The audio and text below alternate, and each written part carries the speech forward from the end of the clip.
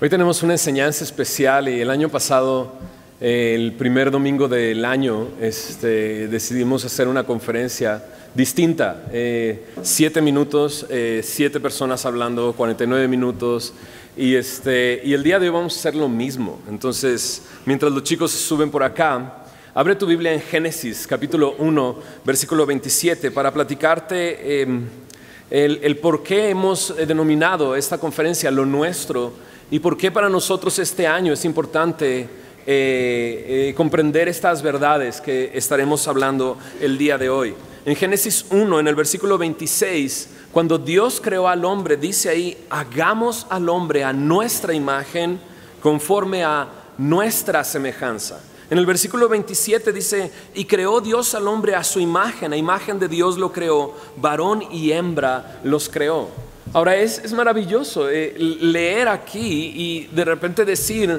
pues ¿con quién está hablando Dios? ¿No? Porque si Dios es uno y de repente Él dice, hagamos al hombre a nuestra imagen, entonces no es uno, o sí es uno, o qué es, ¿no? Y a través de la Biblia conocemos las 3 personas, Dios el Padre, Dios el Hijo y Dios el Espíritu Santo.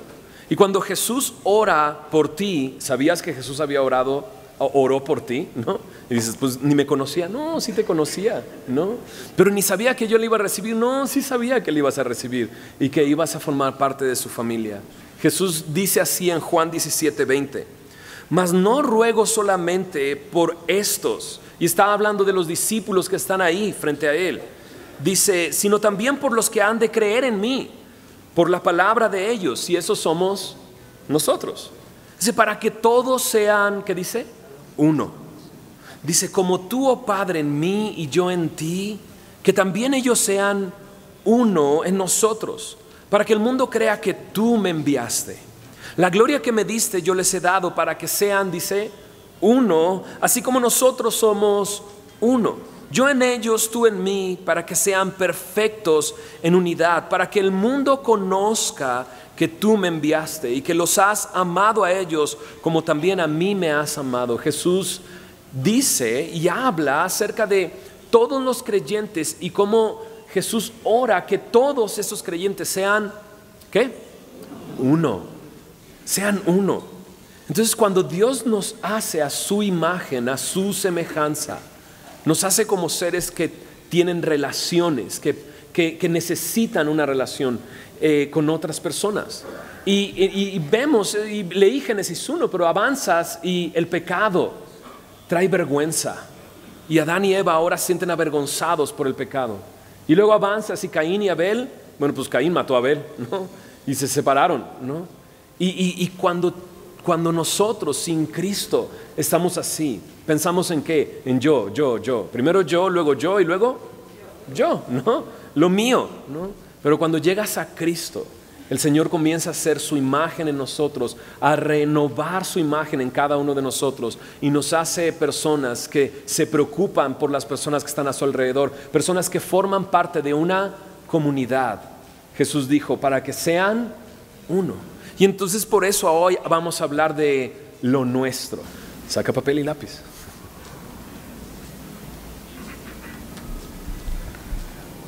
Buenas tardes. Abre tu Biblia, por favor, en Hebreos capítulo 12. Algo que sin duda nos identifica como familia y que tenemos todos en común es la fe, ¿no? Es algo necesario para nosotros como creyentes. Y todos tenemos fe, todo ser humano que pisa esa tierra tiene fe en algo, ¿no? Hasta los ateos tienen fe porque creen que Dios no existe, entonces tienen fe en algo. Pero ¿qué es lo que nos identifica a nosotros como creyentes? ¿En qué o en quién está depositada nuestra fe? Algunas personas depositan su fe en cosas temporales, en cosas efímeras como el dinero, como el trabajo, como un estatus, como en tu familia una relación. Pero algo que nos identifica como miembros de la familia de Dios es que nosotros hemos depositado nuestra fe no en una cosa, sino en una persona, en la persona de Jesucristo. Nuestra fe está depositada en Dios. Y ahí en Hebreos 12 vamos a ver esto. Dice verso 1, por tanto nosotros también, teniendo alrededor nuestra gran nube de testigos. ¿Quién es esta gran nube de testigos? todos los héroes de la fe que conocemos que están en el capítulo 11 de Hebreos, ¿no? Ellos son un ejemplo de lealtad y de fidelidad para nosotros los que tenemos esta común fe. Ellos tenían esta misma común fe, ¿te das cuenta de eso? Todos estos hombres, lo que el escritor de Hebreos está narrando aquí, es que todos ellos vivieron por fe. La Biblia dice que el justo por la fe vivirá, ¿no es así? Y es increíble porque Dios nos ve justos, ¿no? ¿No te gusta eso? Por lo tanto te va a pedir que vivas por fe. El justo por la fe vivirá. Entonces Dios nos pide que vivamos por fe. Y estos hombres son un ejemplo para nosotros de hombres que vivieron por fe, caminando en la voluntad del Señor. Y esta nube de testigos, dice ahí, tenemos esta gran nube de testigos. Despojémonos de todo peso de pecado que nos asedia y corramos con paciencia la carrera que tenemos por delante. Ellos tuvieron esa misma carrera y es increíble, ellos tenían esa misma fe. Ellos creían en Jesucristo igual que tú y que yo. Ellos esperaban al Mesías, al Cristo. ¿No te parece increíble eso? Esa misma fe es el ejemplo para nosotros. Y dice el verso 2, ¿cómo debemos de correr esta carrera? Dice, puesto los ojos en Jesús, el autor y consumador de la fe. Él es la clave, es Jesús, puesto los ojos en Él. Así como el corredor se concentra en la meta, nosotros debemos de concentrarnos en Cristo Jesús, porque seguirlo a Él es la meta de la vida cristiana, seguir sus pasos, caminar día a día conforme a su voluntad. Él es el autor y consumador de nuestra fe. Como autor, Jesús es quien abrió el camino de la presencia al Padre, ¿no es así? Fue donde empezó todo. Y como consumador, Él es el guía y el que completa la fe del creyente. No podemos caminar en fe si no es con Jesús. Tenemos esta común fe. Ahora, si tu fe está depositada en Cristo, entonces tenemos una común fe. La misma fe de Pablo, ¿no? La misma fe de Tito. A Tito lo menciona en su primera carta al principio, en Tito 1, verso 4, le dice, Tito, verdadero hijo en la común fe. Era increíble, Pablo identificaba a quienes andaban en fe, igual a algunos que no andaban en fe, que se habían extraviado, que su fe habían naufragado en la fe. Y si tú has creído en Jesús, tienes esta misma fe que tenían todos ellos. Compartimos esa misma fe, pero la Biblia nos hace una advertencia y una exhortación en cuanto a nuestra fe. La advertencia la encontramos en Primera de Pedro. Acompáñame ahí, por favor, Primera de Pedro, capítulo 1. Todos los que compartimos esta misma fe, tenemos esta advertencia. Dice Pedro en el verso 6 del primer capítulo de su carta, viene hablando precisamente de la esperanza que tenemos en Cristo, de la salvación, y dice, en lo cual vosotros os alegráis. ¿No estás alegre por eso? ¿No estás contento porque tienes salvación? ¿Porque Dios te ve justo?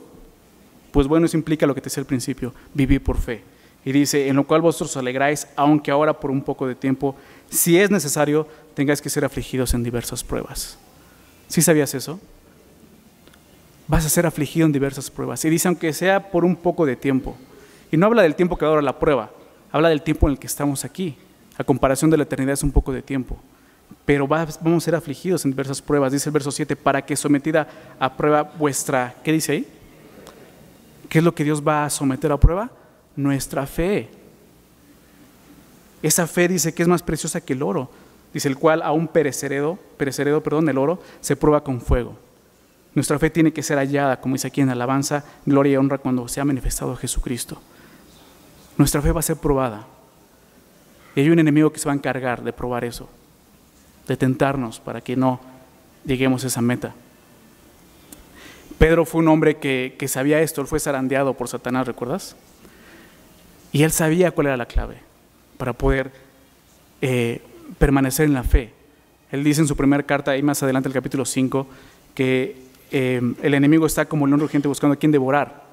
Pero en el verso 9, más adelante el capítulo 5, dice, al cual resistir firmes en la fe.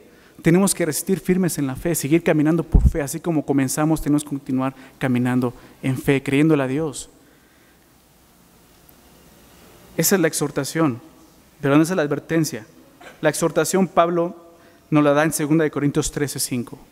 2 Corintios 13:5. Y Pablo escribe, examinaos a vosotros mismos si estáis en la fe. Todos tenemos que examinarnos si realmente estamos en la fe. Que tú estés aquí en la iglesia o que vengas a la iglesia todos los domingos o los miércoles, no quiere decir que necesariamente estás en la fe. Tienes que examinarte si estás en la fe. Ahora, ¿cómo puedes examinarte si estás en la fe? Dice ahí en el verso 5, probaos a vosotros mismos, dice la pregunta, ¿o no os conocéis a vosotros mismos? ¿Que Jesucristo está en vosotros? Esa es la clave. ¿Jesús está en ti? ¿Estás andando como Jesús caminaría? Pruébate a ti mismo. Ahora, el propósito de esta exhortación no es que repruebes y abandones la fe. Digas, yo no sirvo para eso, mejor me voy. ¿Sabes qué? Todos nos iríamos de aquí. ¿No es así?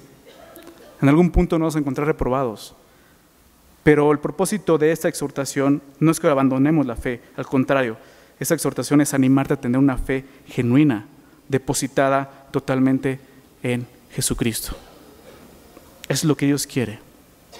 Esa misma fe escribe Juan en su carta, un hombre que también caminó por fe y al último de sus días escribió este versículo, 1 de Juan 5:4, él dice, porque todo lo que es nacido de Dios vence al mundo, y esa es la victoria que ha vencido al mundo, nuestra fe. ¿Te das cuenta de eso? Pablo, otro hombre al final de su carrera, él dice en 2 de Timoteo 4:7, he peleado la buena batalla, he acabado la carrera, he guardado la fe. Y yo te animo como iglesia, como familia, que tenemos esta común fe, a que puedas terminar tus días diciendo esto, he guardado la fe, resistiendo firmes en la fe. Y si tú no estás en la familia, pues ahí estás, simplemente confía en Cristo Jesús, ten fe en Él, ten fe, ya no pusiste tu fe en otras cosas efímeras, te pusiste tu fe solamente en aquel que es eterno, en Cristo Jesús. Dios los bendiga.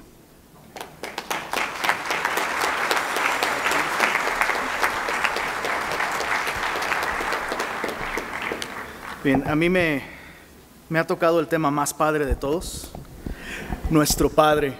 Y creo que es una de las ideas más hermosas que el hombre ha podido escuchar jamás. Y sabes, la idea de que Dios pueda ser nuestro Padre, aunque el día de hoy es una idea popular, no era una idea popular en los tiempos de Jesús.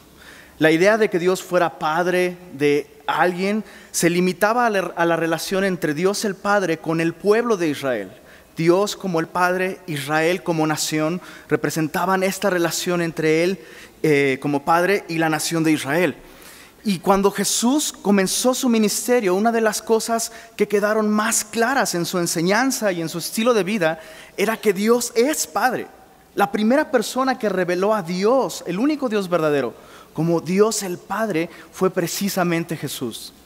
De hecho, en Juan capítulo 5, la Biblia nos dice que por esto procuraban aún matarle más a Jesús, porque no solo quebrantaba el día de reposo, sino que hacía a Dios mismo su propio Padre, y eso era algo descabellado, eso era algo absolutamente inaudito.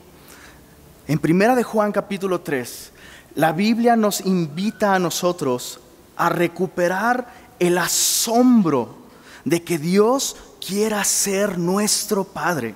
1 de Juan capítulo 3 nos dice, es un texto bien cortito, 1 de Juan capítulo 3 verso 1, dice, mirad cuál amor nos ha dado el Padre para que seamos llamados hijos de Dios.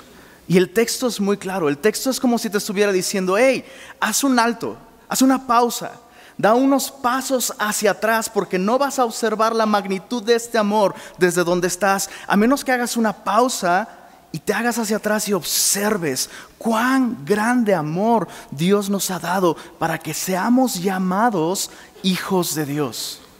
Y es que el concepto general de las personas es que todos somos hijos de Dios, pero la Biblia no enseña eso. La Biblia me dice, tienes que darte cuenta que fue pagado un grande precio para que seamos hechos hijos de Dios. De hecho, la Biblia nos dice en Juan capítulo 1, verso 12, hablando de Jesús, dice que a los suyos vino y los suyos no le recibieron. Mas a los que le recibieron, a los que creen en su nombre, Jesús les da el derecho de volverse, de hacerse hijos de Dios. Y tenemos que recuperar el asombro de esto. Tenemos que volver a sentirnos abrumados ante la idea de que Dios haya entregado a su único Hijo para que nosotros fuéramos también hijos de Dios. Es decir, tenemos la idea correcta, tenemos los versículos correctos, tenemos la teología, pero ¿tenemos acaso el asombro? Esta idea debería robarnos el aliento. Y una de las cosas que nos pueden ayudar a entender qué es lo que el Padre entregó es meditar un poco acerca de la idea de la paternidad. Nosotros pensamos que Dios, al considerar que nosotros como humanos tenemos una experiencia llamada paternidad, pensamos que Dios se basó en nuestra experiencia para escoger el título de Dios Padre y presentarse así ante nosotros. Pero es todo lo contrario. Lo que nosotros como hombres vivimos en nuestra propia paternidad es un reflejo de lo que Dios mismo gozaba con su propio Hijo Jesucristo. De hecho, cuando Dios el Padre presentó a Jesús, cuando Él se bautizó, del cielo se escucharon esas palabras: he aquí mi Hijo amado, en el cual tengo complacencia.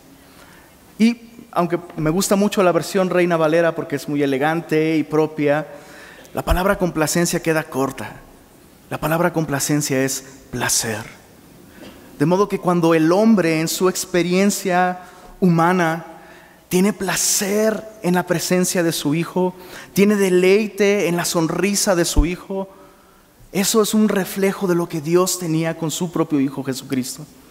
Si pudiéramos pensar en algún álbum fotográfico guardando las memorias del Padre con su propio Hijo Jesucristo, este álbum se encontraría en Proverbios 8, donde la Biblia nos describe a Jesús como el preexistente, como aquel que es la sabiduría de Dios. Y nos dice allí en Proverbios 8 que desde el principio Jehová me poseía. Desde el principio, antes de que fueran formados los montes, antes de que las aguas tuvieran un límite, cuando Dios estaba creándolo todo, dice Jesús en Proverbios 8, allí estaba yo ordenándolo todo con Él y tenía solaz delante de Él en todo tiempo. Esta palabra solaz se puede traducir como placer, risa, incluso danza. Dios disfrutaba de una relación única con Jesús, su Hijo amado. Y lo entregó para que tú y yo pudiéramos gozar de esa misma relación. Dios a través de Jesús hizo posible que tú y yo fuéramos adoptados en su familia y ser llamados hijos de Dios. Y en 1 de Juan capítulo 3, la Biblia solo tiene esta invitación, este mandamiento. Mira, por un momento haz una pausa, abre bien los ojos, abre bien tu corazón y mira cuán grande amor fue dado para nosotros, para que fuéramos llamados hijos de Dios. Y la pregunta es si estás disfrutando de esta relación con Dios. Hoy, por lo que Cristo hizo en la cruz del Calvario, y si Cristo habita en tu corazón, cuando Dios te ve desde los cielos, Dios dice: este es mi Hijo amado, en el cual tengo complacencia. Así que tenemos un Padre maravilloso. Disfrutemos de este privilegio y traigamos a más personas a la fe. Traigamos a más personas a disfrutar del amor de este Padre que lo entregó todo para hacernos sus hijos.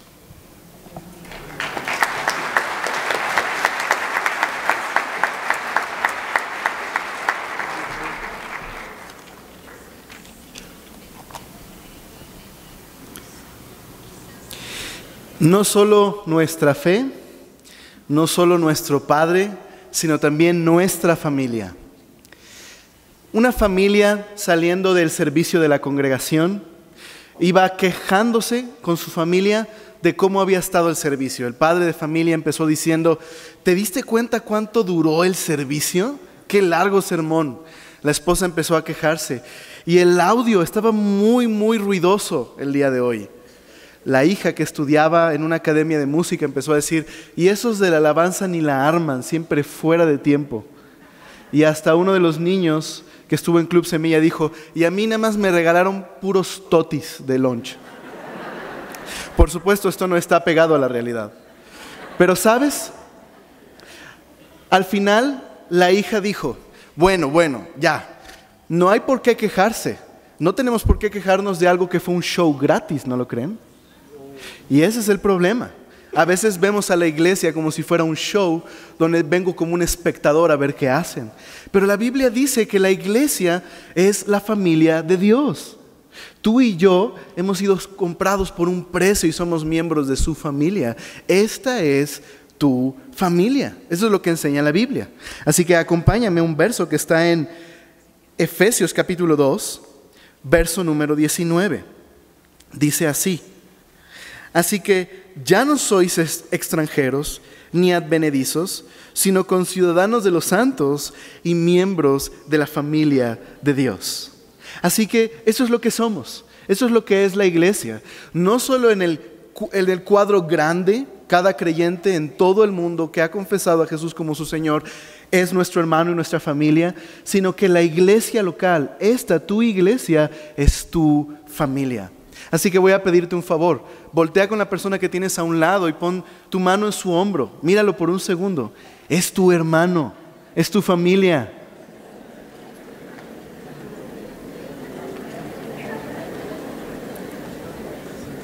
Ahora, ¿te has dado cuenta qué diversas son las familias? Esta familia es muy diversa. Aunque las familias son diversas, la verdad, toda familia tiene un niño consentido que tenga 30 años. Toda familia tiene una tía Concha y un tío Güero, ¿verdad que sí? Qué diversa es nuestra familia. Y sabes, esta familia es diversa. Fuimos rescatados de diversos contextos. Habemos flaquitos y no tan flaquitos, altos, bajos, con cabello, menos cabello, pero todos somos familia. Y no nos une el arte, no nos une la música, no nos une la política y no nos une el fútbol. Pumas, perdón. No nos une eso, nos une Jesús, sin duda alguna, nos une Jesús.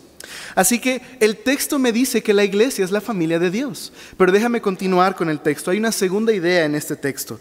No solo que somos la familia de Dios, sino nos habla de un fundamento. Mira lo que dice ahí el verso 20. Edificados sobre el fundamento de los apóstoles y profetas, siendo la principal piedra del ángulo, Jesucristo mismo. La idea es esta casa de Dios que somos nosotros, su familia, está construida con un fundamento, el mensaje de los apóstoles y profetas. Cuando lees ahí que dice que es el fundamento de los apóstoles y profetas, la idea es el mensaje de los apóstoles y profetas. ¿Cuál era su mensaje? Que hay salvación a través de Jesús, que todos tenemos entrada a un mismo Padre a través de Jesucristo. Ese es el mensaje. Y luego está la piedra angular, que en el oriente la forma de construcción de casas, primero iba la piedra angular. Muchas veces esa piedra incluso traía una inscripción real cuando se trataba de un edificio importante. Así que la piedra angular es Jesús. Eso quiere decir que Jesús es nuestro fundamento, nuestro suelo común. Todos estamos parados en ese fundamento como familia. Así que déjame sugerirte dos ideas generales. Número 1, Jesús es nuestro suelo común, nuestro fundamento para la comunión. ¿Sabes? Dios nos ha llamado como familia a tener comunión, pero somos muy, muy diversos. Y cuando pienso en mi familia, pienso en esta caricatura, Winnie Pooh. Por favor, permíteme dar este ejemplo. La verdad es que nos parecemos mucho a la caricatura de Winnie Pooh. ¿Por qué razón? Porque en esta diversa familia tenemos tantos miembros y hay algunos que son como el hermano Igor, todo el tiempo deprimidos, que rayan en lo emo, todo el tiempo, pesimistas. Y tenemos también a nuestro hermano Tiger, todo feliz, todo alterado, todo contento, brincando por todos lados. Y regularmente se lleva con el hermano Conejo, todo refunfuñante, enojado, no quieren que lo toquen, todo, déjenmelo ahí. Y luego tenemos a nuestro hermano Piglet, nuestro hermano Puerquito, todo el tiempo con miedo, así todo el tiempo. Y regularmente está al lado de nuestro hermano Winnie Pooh, relajado, preocupado no hay ninguna preocupación, solo tiene su miel, tranquilo. Tenemos al hermano Topo, que todo trabajador, todo servidor y está siempre así. Y tenemos a nuestro hermano Búho, todo sabio. Pero ¿sabes qué tienen en común todos ellos? Como nosotros, somos familia. ¿Estás de acuerdo? somos familia. Y eso es un gran privilegio que tenemos a través de Jesús. Así que Él es nuestro fundamento común, nuestro suelo común para la comunión. Pero quiero decirte algo, también es nuestro suelo común para el perdón. Eso es muy importante. La Biblia dice, sean benignos unos con otros, perdonen sus ofensas unos a otros como Dios los perdonó a ustedes en Cristo Jesús. Así que Él es nuestro suelo común para el perdón. Quiero decirte algo, si tienes un problema con un hermano, si estás peleado con alguien, si estás enojado, no dejes que pase un día más, reconcíliate con esa persona. Es que Alex, no sabes lo que me ha hecho, no tienes ni idea. Bueno, cuando decimos eso es porque a veces no tenemos ni idea del pago de Jesús en la cruz por nosotros. ¿Sabes? Cristo es nuestro suelo común para el perdón, porque Él ya fue maltratado, ya fue golpeado, ya fue escupido, su barba fue arrancada y ya fue clavado en una cruz. Alguien ya pagó, así que puedes perdonar. Déjame terminar con una idea final que viene en este pasaje. No solo nuestro suelo común de comunión y perdón, sino mira lo que dice al final, el 21. En quien todo el edificio bien coordinado va creciendo para ser un templo santo en el Señor, en quien vosotros también sois juntamente edificados para morada de Dios en el Espíritu. La idea es que somos la casa de Dios, somos el lugar donde Dios vive, donde Dios habita. Y ¿sabes? Este edificio está compuesto por las piedras que Dios ha tomado de todo lugar. Es un hermoso edificio constituido por todos los creyentes que son la habitación de Dios.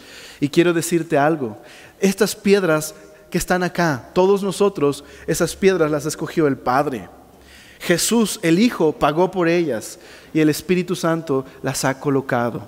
Quiero decirte que todos, el suelo al pie de la cruz es parejo y todos para Dios somos valiosos. Y quiero decirte algo, tu hermano que está a un lado fue pagado por la misma preciosa sangre de Jesús. Así que una última cosa, ¿por qué no volteas a ver a tu hermano para reconocer, Él es el hombre o la mujer donde Dios habita y es mi familia? ¿Te parece? Bendiciones.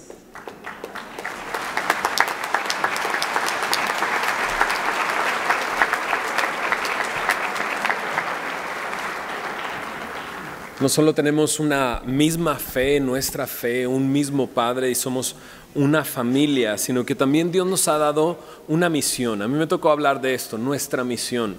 Y en Mateo capítulo 28, al final, las últimas palabras de Jesús a sus discípulos contienen lo que algunos conocen como la gran comisión. Esta es la misión de los discípulos y el Señor les está dando esta misión. Mira lo que dice en Mateo 28, desde el versículo 18. Jesús se les acercó, dice, y les habló diciendo: toda potestad me es dada en el cielo y en la tierra. Por tanto, id y haced discípulos a todas las naciones, bautizándolos en el nombre del Padre, del Hijo y del Espíritu Santo, enseñándoles que guarden todas las cosas que os he mandado. Y aquí yo estoy con vosotros todos los días hasta el fin del mundo. Amén. Jesús se acerca a los discípulos y es el Jesús que ha vencido al pecado, es el Jesús que ha triunfado sobre la muerte, es el Jesús resucitado.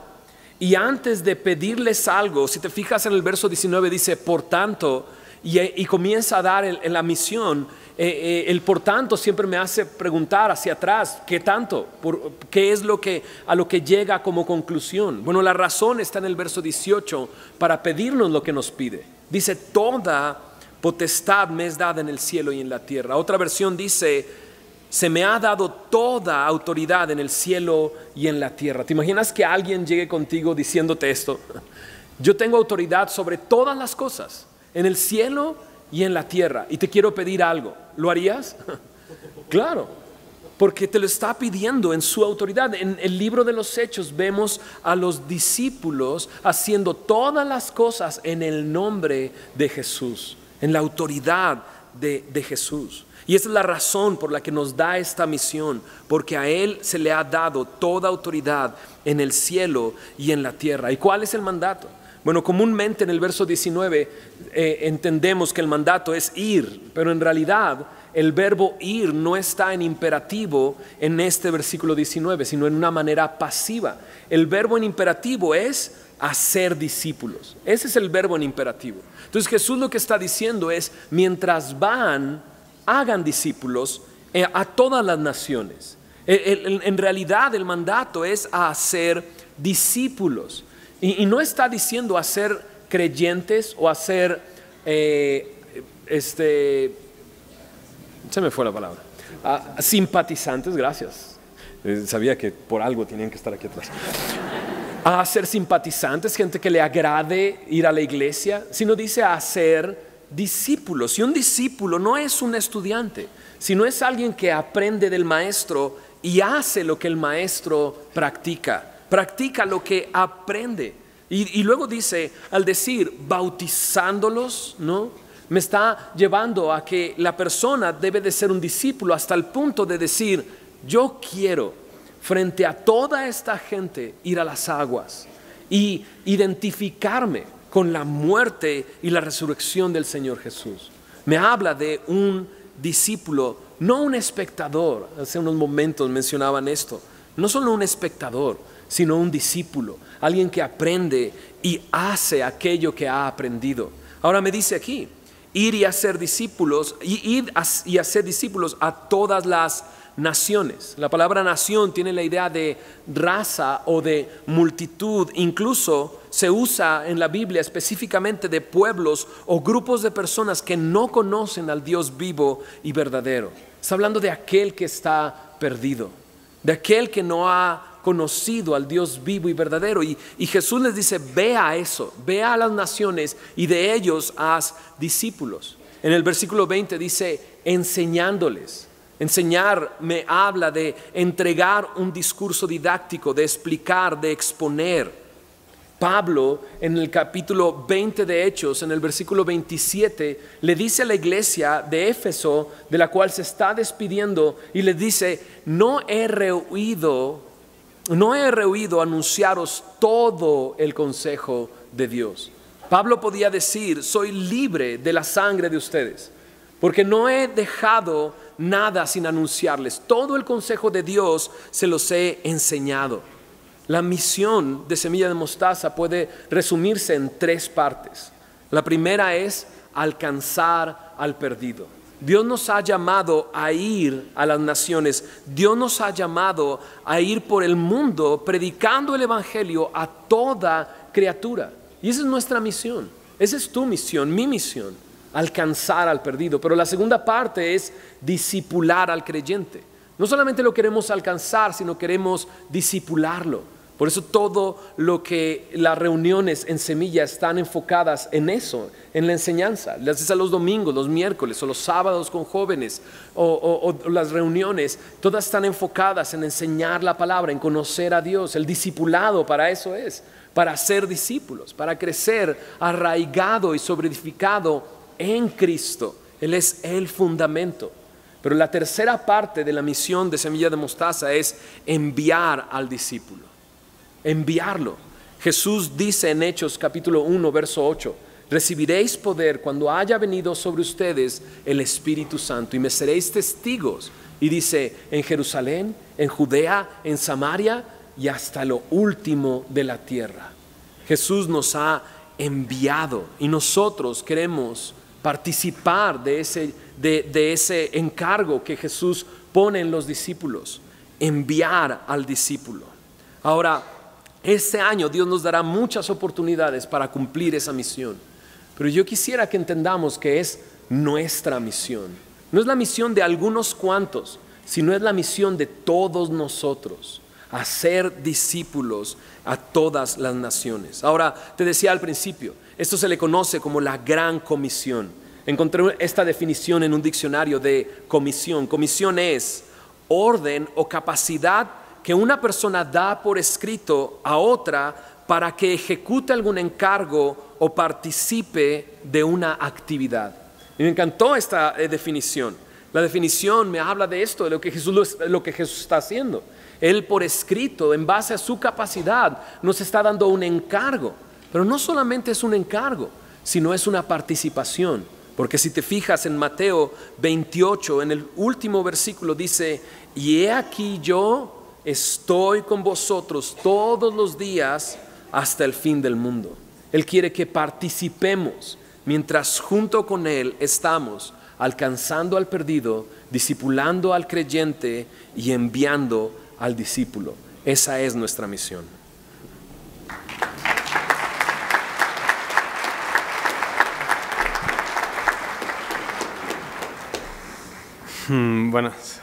Bueno, me encanta que el pastor diga que este año vamos a tener muchas oportunidades para cumplir con nuestra misión, y a mí me toca hablar de las oportunidades, ¿no? Y la palabra oportunidad, la idea de oportunidad, tiene tan pegada a la idea de velocidad, ¿no? A la idea de un momento, a la idea de una circunstancia, de una decisión, ¿no? No tiene nada que ver con algo pasivo, tiene que ver con ganancia o pérdida, ¿no? La palabra oportunidad también tiene que ver con una palabra muy especial para nosotros, con la palabra evangelio, ¿okay? Entonces, creo que el mejor ejemplo de una persona que utilizó bien sus oportunidades para predicar el evangelio fue Jesús. Jesús con la samaritana, ¿recuerdas? En Juan 4 vemos esta historia. Y vamos a ver 6 oportunidades que no debemos desperdiciar. La primera es no desperdiciar la oportunidad de iniciar, la oportunidad de cambiar, la oportunidad de antojar, la oportunidad de señalar, la de explicar y la de predicar. Okay. Dice, tú sabes, Jesús se sentó en un pozo y llegó una mujer samaritana a sacar agua, y Jesús le dijo en el versículo 7 del capítulo 4, dice, dame de beber, ¿no? Jesús no desaprovechó la oportunidad de iniciar. Él inició la conversación con algo muy común. ¿Te imaginas que Jesús hubiera estado sentado, que viera a la mujer tomar su agua y que la viera irse? Ese no es Jesús, ¿no? Jesús no desperdició la oportunidad de iniciar. Generalmente nos pasa mucho en el taxi, que le quieres compartir el evangelio y no sabes cómo decirlo, y no sabes cómo decirle, oye, Cristo te ama, no sabes. Entonces ya casi cuando estás pagando, le dices, Cristo te ama, ¿eh? Entonces, lo que quiero decirte, no pierdas la oportunidad de iniciar con algo muy sencillo, con algo muy común. Y eso te va a dar pauta a la segunda oportunidad, ¿no? La segunda oportunidad, que es de cambiar, ¿no? La mujer samaritana se sacó de onda porque dijo, ¿cómo tú me das? ¿Cómo tú estás iniciando, ¿no? O sea, ¿cómo tú me estás pidiendo? Y Jesús cambió, ¿verdad? Cambió de pronto de pasar de cosas comunes a cosas espirituales. Le dijo, bueno, si supieras quién soy yo, tú me pedirías agua a mí. ¿Me explico? No, cuando inicias y empiezas y empiezas a relacionarte, vas a ver que va a haber un momento en donde vas a poder cambiar, girar la cuestión para hablar de temas espirituales. No pierdas esa oportunidad tampoco. Después, la mujer dice, pues ¿cómo? Tú no tienes de dónde sacarla. Entonces Jesús dice en el versículo 13, cualquiera que bebiere de esta agua volverá a tener sed, mas el que bebiera del agua que yo le daré no tendrá sed jamás, sino que el agua que yo le daré será en él una fuente de agua que salte para vida eterna. Jesús no perdió la oportunidad de antojar. Todas las personas tienen necesidad de Dios. San Agustín decía, tú nos hiciste para ti, y el hombre no descansará en paz hasta que no descanse verdaderamente en ti. Todas las personas necesitan de Dios, tú lo sabes. No pierdas la oportunidad de antojárselos, no pierdas la oportunidad de mostrarle cuán hermoso es Dios, que cuán hermoso es Jesús. Tú conoces cuán hermoso es Jesús, no pierdas la oportunidad de decírselos, ¿no? Entonces, eso te da pauta a la siguiente, no pierdas la oportunidad de señalar. La mujer antojada dijo, dame de esa agua, y entonces Jesús le dijo, está bien, pero ve y trae a tu marido. La mujer dice, pues no tengo marido, bien has dicho, tienes como 5, y el con el que estás no es tu marido. No pierdas la oportunidad de señalar el pecado, de señalar lo que separa. Esta es una oportunidad que constantemente rechazamos, que no nos gusta tomar, pero es una oportunidad única también. Y no prives a las demás personas de darles la oportunidad de que se arrepientan. Dales la oportunidad también de que se arrepientan, ¿no? Después de esto, la mujer dice, bueno, es que nuestros padres dicen que tenemos que adorar acá y ustedes dicen que tienen que adorar allá. Y Jesús responde en el versículo 21, mujer, créeme que la hora viene cuando ni en este monte ni en Jerusalén adoraréis. Dice el versículo 23, mas la hora viene y ahora es cuando los verdaderos adoradores adoran al Padre en espíritu y en verdad, porque también el Padre tales adoradores busca que le adoren. Dios es espíritu y los que le adoran en espíritu y en verdad es necesario que adoren. La mujer pregunta de alguna manera cómo es que uno se tiene que relacionar con Dios, cómo uno puede estar con Dios.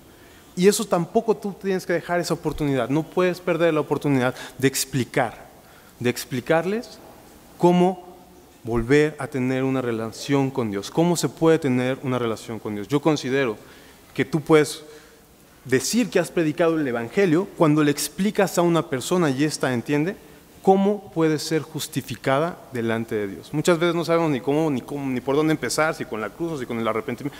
Explícales y que ellos entiendan cómo ser justificados delante de Dios, todo lo que conlleva, ¿no? No pierdas la oportunidad de explicar cómo volver a estar con Dios. Al final, la mujer le dijo en el 25, ¿no? Sé que ha de venir el Mesías, llamado el Cristo, cuando Él venga nos declarará todas las cosas. Jesús le dijo, yo soy el que habla contigo. Por último, englobando todas estas oportunidades, no pierdas la oportunidad de predicar. No pierdas la oportunidad de anunciar a Jesucristo, ¿no? Un plus, ¿no? Versículo 29. La mujer dijo, wow, este hombre me ha dicho todo lo que yo soy, todo lo que he hecho, seguramente es el Mesías. Vengan, ¿no? Dice el versículo 29, venid, ved a un hombre que me ha dicho todo cuanto he hecho. ¿No será este el Cristo? Entonces salieron de la ciudad y vinieron a él. No pierdas la oportunidad de traer a la gente a la iglesia. No pierdas esa oportunidad. Si ellos te dan una pequeña oportunidad para traerlos, tráelos. Pasa por ellos, llámales antes, mándales mail, págales el desayuno si es necesario, pero tráelos. No pierdas la oportunidad de traerlos a la iglesia. ¿Okay?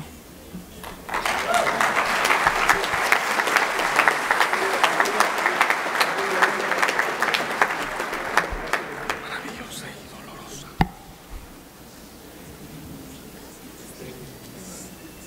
Guau, ¿verdad? Nuestra fe, nuestro Padre, nuestra familia, nuestra misión, nuestra oportunidad.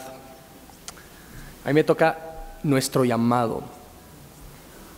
Nuestro llamado. Hemos sido llamados. Y lo importante aquí es que es nuestro llamado. A veces pensamos que el llamado es nomás para aquel que responde. Pero no, ¿verdad? El llamado es para todos. Y yo no me quiero centrar tanto, y sí vamos a hablar de eso, tanto en qué consiste el llamado, sino en la importancia de responder a este, ¿verdad? Que sería todavía más importante. En cuanto a cuál es el llamado, bueno, hay muchos textos, ¿no? En la Biblia que hablan de a qué hemos sido llamados como hijos, ¿no?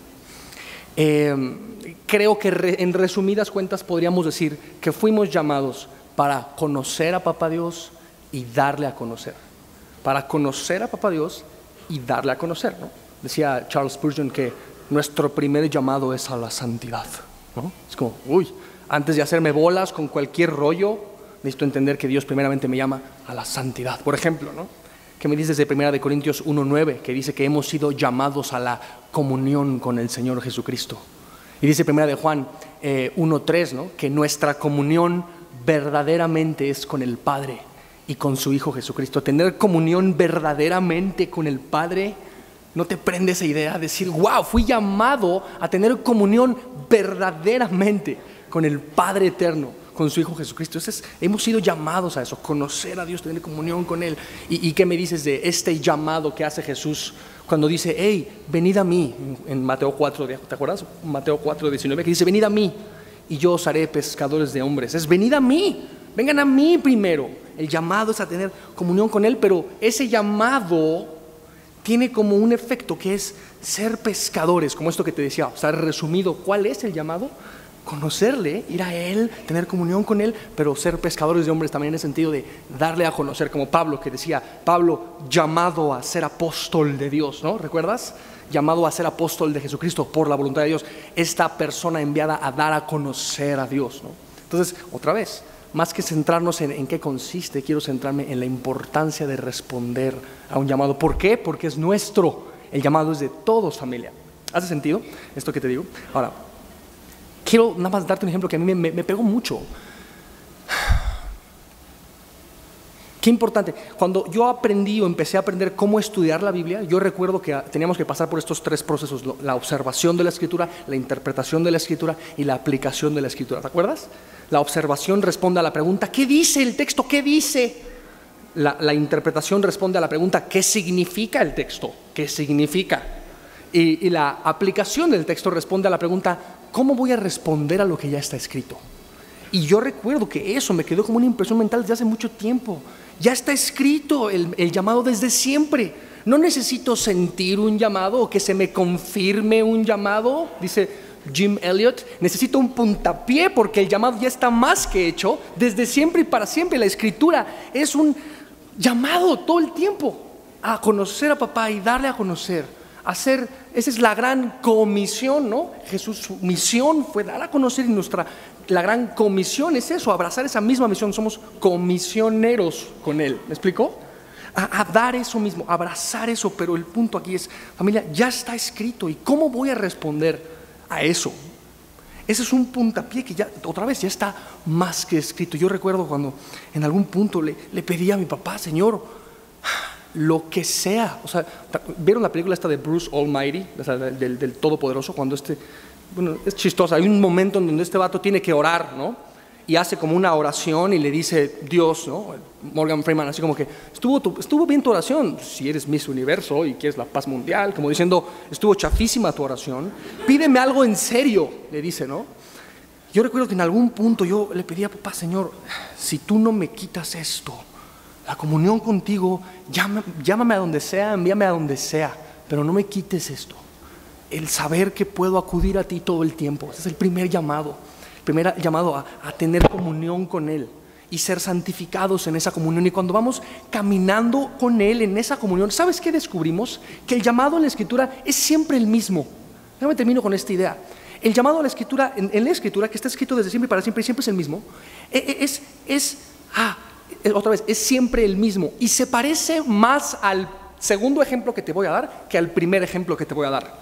El primer ejemplo que quiero darte es, pensamos que Dios nos llama a ir caminando hacia donde Él nos está llamando como si fuéramos siguiendo una hilera de migajitas, de tomar decisiones migaja, y voy de una migaja a la otra y Dios me guía de aquí a acá y son pequeñas decisiones migaja. Eso no es. Ahora piensa en este otro ejemplo, piensa en una bajada de nieve y un copito de nieve así que va como en las caricaturas, ¿no? O sea, cayendo por la bajada y mientras cae se hace cada vez más grande, cada vez más grande. No sé si me explico.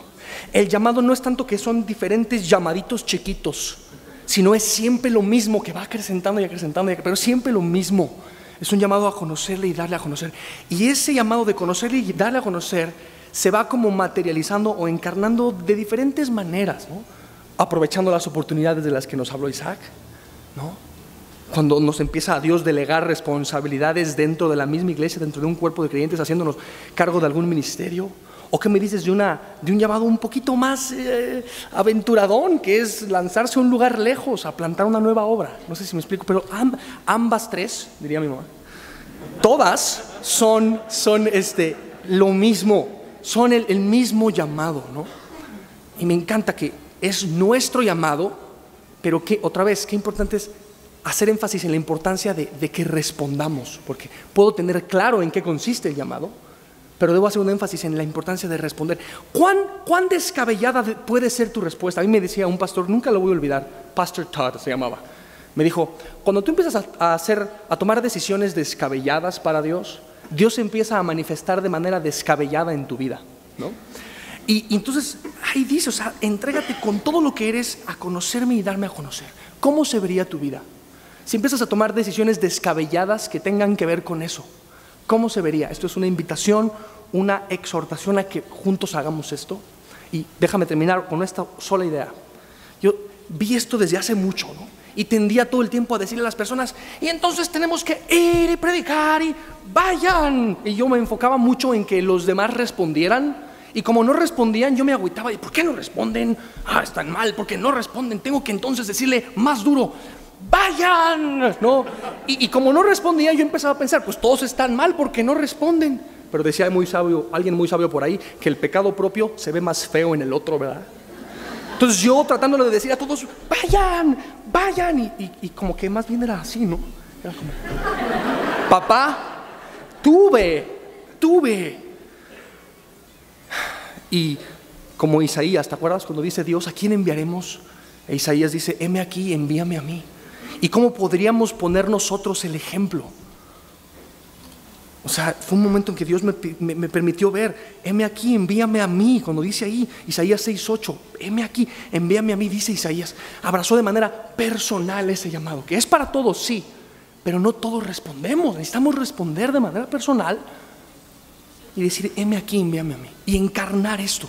Y yo empecé a decir, creo que sería más eficaz o más productivo, más fructífero, que en vez de estar tratando de convencer a todos, váyanse, pues mejor poner un ejemplo como vivo y decir, ¿cómo se supone que nos vayamos?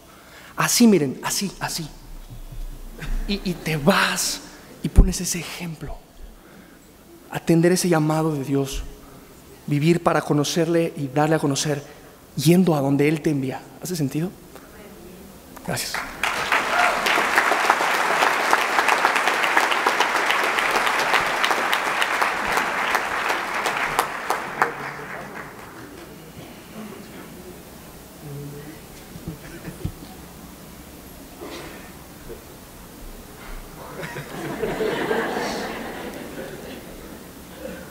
Todos en algún momento, tarde o temprano, vamos a cruzar el umbral de la muerte.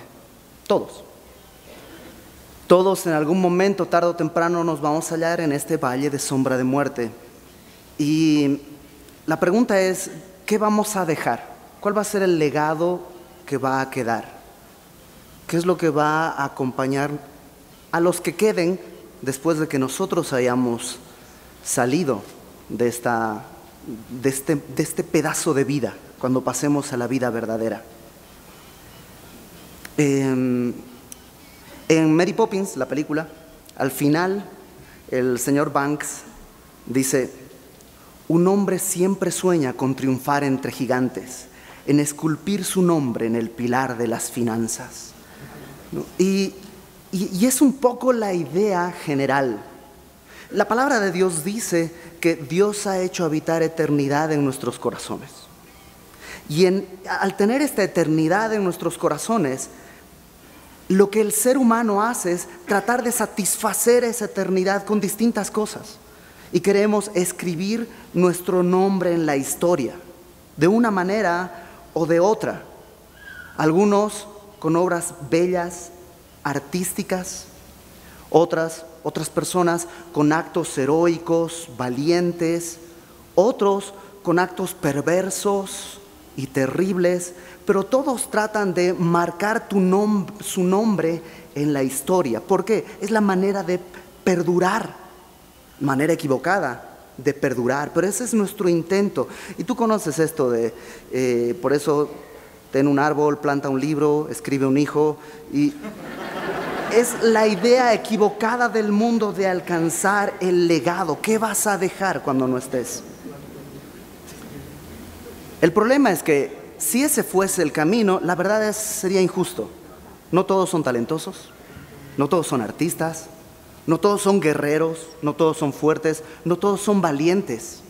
Estaríamos en desproporción, sería injusto. Como dice el poeta, estoy forzado a robar porque he llegado muy tarde. Desde antes de nacer las cosas ya eran de alguien. Por ejemplo, el Quijote era de Miguel Cervantes, Hojas de hierba de Whitman, Tristán e Isolda de Wagner.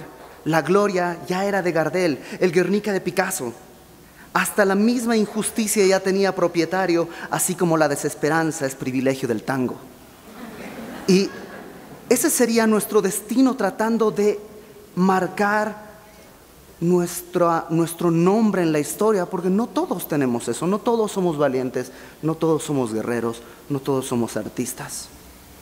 Entonces, ¿cómo?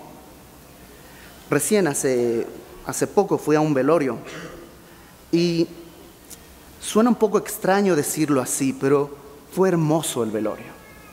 Fue hermoso porque esta persona que había cambiado de domicilio a uno mucho más acogedor que el que tenía acá,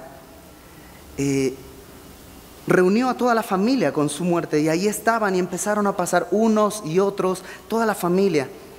Y fue interesante porque nadie pasó al frente a dar testimonio, a decir, mi abuelita o mi mamá o mi hermana o mi prima, ella me pagó la universidad, me dio los mejores estudios, me dio una cuenta en el banco. Nadie dijo eso, por muy buenas que sean esas cosas. Nadie recordó eso. Todos pasaron al frente y dijeron, ella nos mostró el Evangelio. ¡Qué legado! ¡Qué gran legado! Que alcanzó no una generación, 2 o 3 generaciones. Ahí estaban nietos y bisnietos.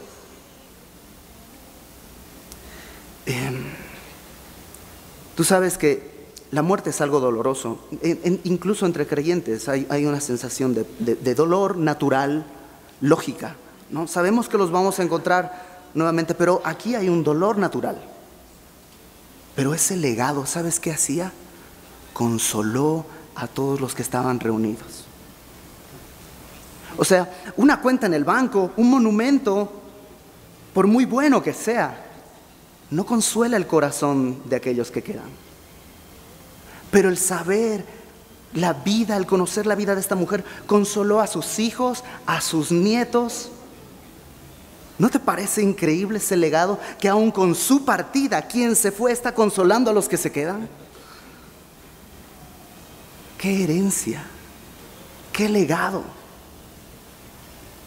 Fíjate lo que dice la palabra en 2 Timoteo capítulo 1. Y déjame repasar rápidamente esto de un par de personas de las que no sabemos mucho. Sabemos realmente muy poco. Pero fíjate qué es lo que sabemos. 2 Timoteo capítulo 1, versículo 5. Pablo le escribe a Timoteo y le dice, trayendo a la memoria la fe no fingida que hay en ti, Timoteo, la cual habitó primero en tu abuela Loida y en tu madre Eunice, y estoy seguro que en ti también. De Loida y de Eunice no sabemos nada. No sabemos si se casaron jóvenes, si fueron felices en su matrimonio, si dejaron una cuenta en el banco, si dejaron herencia, si tuvieron una familia funcional o una familia disfuncional. No sabemos nada de eso. Solo sabemos una cosa, que tuvieron una fe no fingida, tan clara y tan real que seguía siendo visible a través de la vida de su hijo, de Timoteo. Acompáñame, da la vuelta a la página, 2 Timoteo capítulo 3. En el versículo 15, Pablo le dice a Timoteo que desde la niñez has sabido las sagradas escrituras, las cuales te pueden hacer sabio para la salvación por la fe que es en Cristo Jesús. ¿No te encanta esto? ¿Quién le enseñó las escrituras a Timoteo cuando era niño? Pablo no estaba. Su mamá, su abuela. No sabemos nada más de ellas, pero sabemos que eso hicieron. ¡Qué testimonio! Y me encanta, porque no le dejaron las escrituras de una casa, o le dejaron las escrituras de un negocio, o las escrituras de simplemente le enseñaron las escrituras, lo hicieron sabio en las escrituras, porque ellas podían hacerle sabio para la salvación por la fe que es en Cristo Jesús. Y el día de hoy, 2000 años después, seguimos viviendo y respirando y agradecidos por el legado de Loida y de Eunice. Así como por generaciones esta familia está bebiendo del legado de esta señora. Eso es lo que podemos dejar. Dinero, todos vamos a pasar por el umbral de la muerte. ¿Qué vamos a dejar? ¿Recursos? ¿Empresas? ¿O podemos dejar esto? El testimonio de haber vivido una fe no fingida. El testimonio de haber enseñado a nuestros hijos o a nuestros hermanos menores o a quienes estén ahí las sagradas escrituras que pueden hacer sabio a alguien para la salvación por la fe que es en Cristo Jesús. Ese es el testimonio.